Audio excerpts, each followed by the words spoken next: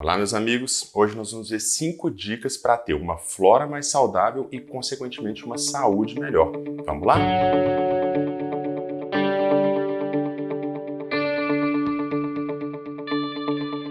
Olá, eu me chamo Marcelo Werneck, sou coloproctologista em Belo Horizonte, São Paulo. Se é a sua primeira vez aqui, lembra de se inscrever e curte o vídeo também. Vocês me ajudam a fazer mais vídeos para vocês.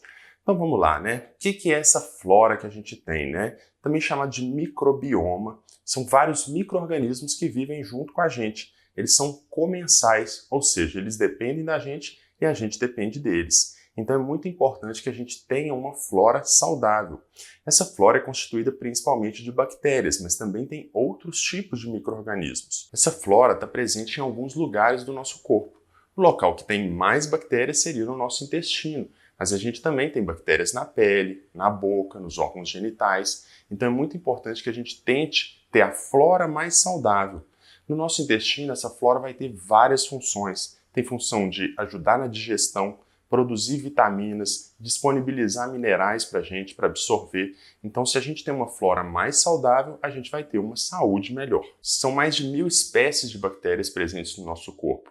E essas bactérias têm mais de 3 milhões de genes em seu DNA e RNA. Então, a gente tem mais genes no nosso corpo de bactérias do que os nossos próprios genes. Imagina a importância disso. Então nós vamos ver essas 5 dicas para a gente ter uma flora mais saudável e por isso nós vamos ter uma saúde melhor. A primeira dica, gente, é a questão dos antibióticos. Eu já fiz um vídeo aqui de antibiótico, por que ele precisa ser prescrito, a gente deve evitar a automedicação, só deve tomar antibiótico quando realmente precisa. Por quê? Parece que antibiótico é uma coisa ótima, né? Mata a bactéria ali, então a gente vai melhorar do que quer que a gente tenha. Mas não é bem assim. Quando a gente toma um antibiótico, o que acontece? A gente mata as bactérias ruins que causam infecções no nosso organismo, mas a gente também mata bactérias boas. Então, uma vez que a gente toma antibiótico, a gente está causando uma devastação nas nossas bactérias. E aí, depois disso, elas podem desenvolver um microbioma adequado ou um doente. Então, quando a gente usa antibiótico, a gente está matando aquelas bactérias boas também. Com isso, a gente pode levar um desequilíbrio. Um exemplo clássico disso é o quadro chamado de colite pseudomembranosa. É uma colite, ou seja, uma inflamação no cólon, no intestino grosso, por uma bactéria que foi selecionada por antibióticos. Então, ela também é conhecida como colite pós-antibiótico.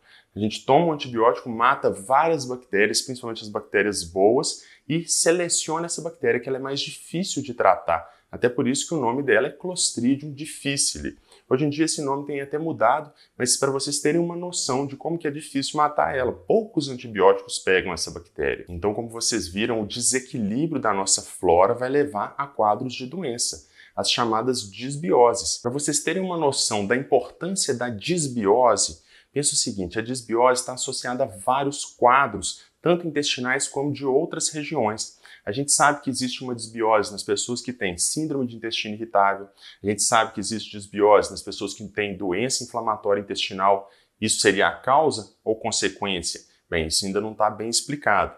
No caso de obesidade também, a pessoa obesa tem uma flora doente, e essa flora doente dificulta inclusive a perda de peso. Fora isso, a esteatose hepática, aquelas pessoas que têm a doença no fígado, que o fígado vai ficando gorduroso, também está associada às disbioses. Essa disbiose, essa flora ruim, poderia piorar o quadro e também é uma consequência disso. Além disso, no diabetes, quem tem diabetes tem uma flora alterada no intestino. Quem tem síndrome de ovário policístico também tem uma flora alterada no intestino. Então a gente tem que controlar o quadro de base, né? No caso aí, por exemplo, obesidade, doença inflamatória intestinal, mas também promover a formação de uma flora boa no nosso intestino para que não piore esse quadro e ajude no controle dessas doenças. Além disso, existem vários estudos relacionando uma flora doente a problemas de pele, são estudos consistentes, robustos. Além disso, o câncer coloretal também está associado a uma flora doente, e também doenças cardiovasculares. Então, para vocês terem uma noção de como que é importante a gente cuidar da nossa saúde, tanto intestinal, mas também do nosso microbioma como um todo. A nossa segunda dica para ter um microbioma mais saudável é a alimentação. Como eu já falei, o intestino é o local onde tem mais bactérias, mais desses micro-organismos. Então, a gente tem que alimentar uma flora boa. Quando a gente alimenta mal, o que vai acontecer? A gente vai selecionar bactérias ruins, que são ruins para o nosso organismo. E isso vai ter consequências. O que é uma alimentação adequada para estimular o nosso microbioma? não precisa nem falar muito, né, gente? É uma alimentação saudável. Eu acho que todo mundo tem uma noção, mesmo que vaga, o que é uma alimentação saudável. Comer folhas, frutas, vegetais em geral. Quando for comer carne, a gente tem que dar preferência para as carnes brancas ou carnes magras. O nosso organismo não tolera tão bem a carne vermelha, especialmente a carne vermelha gorda. Então tente comer sempre que possível as carnes mais magras. Vejam bem que eu não estou dizendo que a gente não pode comer um churrasco de vez em quando, sair, comer um fast food de vez em quando, mas tem que ser de vez em quando. Eu já fiz um vídeo aqui falando de alguns alimentos que a gente deve evitar e eu falo nesse vídeo. Terrorismo alimentar não ajuda em nada. O que a gente tem que fazer? Comer bem a maior parte do tempo. Então, uma alimentação rica em líquidos, vegetais, fibras, solúveis e insolúveis vão ajudar no quê? No desenvolvimento do nosso microbioma adequado no intestino. Como eu falei, o intestino não é o único lugar onde a gente tem esse microbioma. Existem várias outras regiões, por exemplo, na boca. A higiene bucal é fundamental para a gente ter um microbioma adequado. Por quê? Uma das consequências da disbiose, ou seja, do desequilíbrio, seria, por exemplo, o mau hálito, as cáries, ou seja, a cavidade oral não está sendo bem cuidada. Então, a higiene oral é fundamental. Isso quer dizer o quê? Usar fio dental, escovar os dentes após as refeições. Tem que cuidar, gente, porque senão vai desenvolver essa disbiose na cavidade oral. Como eu falei, na região genital também tem o microbioma.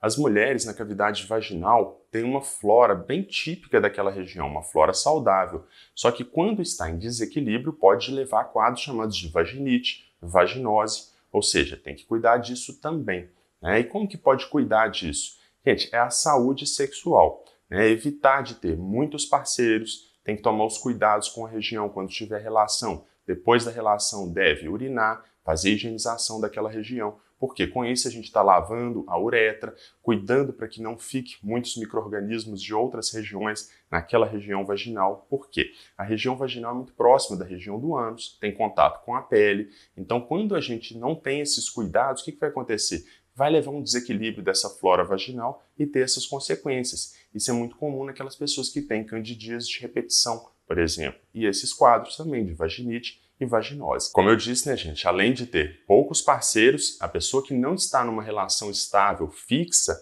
deve usar preservativo sempre. E a quinta dica, gente, eu podia falar muitas dicas aqui, a gente pode fazer um novo vídeo depois falando mais dicas, mas seria a questão do uso do álcool. Álcool, gente, tem que ser com moderação. Tá? Sobre a quantidade que a pessoa pode ingerir de álcool por dia, que seria segura, eu vou fazer até um outro vídeo para vocês falando por quê. Vai variar de acordo com a idade, com o sexo, com a composição corporal. Não dá para a gente acreditar que uma mulher de 50 quilos vai poder ingerir a mesma quantidade diária de álcool do que um homem de 100 quilos, por exemplo. Então essa quantidade varia. Para seguir de regra, use a moderação. Evite ingerir bebida alcoólica todos os dias. Então, se você tem o costume de ingerir bebida alcoólica 4, 5 vezes por semana, tenta diminui para 3, para 2. Tenta passar a maior parte da semana sem ingerir bebida alcoólica. E outra coisa, gente, é a moderação. Isso é muito difícil de dizer. Quantidade, como eu falei, mas evite aquele famoso binge drinking, que seria aquela bebida em libação, em grande quantidade. Vai para um churrasco, enche a cara. Isso é muito ruim, é uma agressão ao nosso organismo. Então, como eu falei, tente diminuir os dias que ingere a bebida alcoólica e quando ingerir pequenas quantidades. Então, tomar uma taça de vinho, uma cerveja, evitar o exagero. Como eu falei, depois eu vou fazer um vídeo sobre as quantidades consideradas seguras do álcool. Mas, por enquanto, segue essas orientações. Então, eu falei aqui 5 dicas para vocês para ter um microbioma mais saudável. Como eu falei, existem várias outras dicas. Hoje eu não falei sobre atividade física, tem muito mais sobre alimentação. Inclusive, no meu site eu estou postando hoje sobre esse assunto, sobre como ter um microbioma e uma saúde intestinal mais saudável. Então clica aqui em cima que vocês acessam lá o texto. Queria agradecer a todos que assistiram. Logo, logo tem mais. Um grande abraço e vejo vocês na próxima. Aproveitando que você ficou aí até o final do vídeo, você sabia que a nossa flora bacteriana tem muito a ver com o nosso DNA? Ou seja, a gente tem uma flora pré-determinada, mas ela também é uma flora adquirida. Quando a gente usa antibióticos, especialmente na fase inicial da vida, a gente tem consequências muitas vezes muito depois. Além disso, a via de parto, gente, vocês acreditam que isso faz diferença? Quando é um parto por via vaginal, a criança tem uma tendência maior a ter uma flora baseada naquela flora vaginal. E quando é um parto do tipo cesariana, tem mais uma flora do tipo de pele. Olha a importância disso, até a via de parto influencia no nosso microbioma.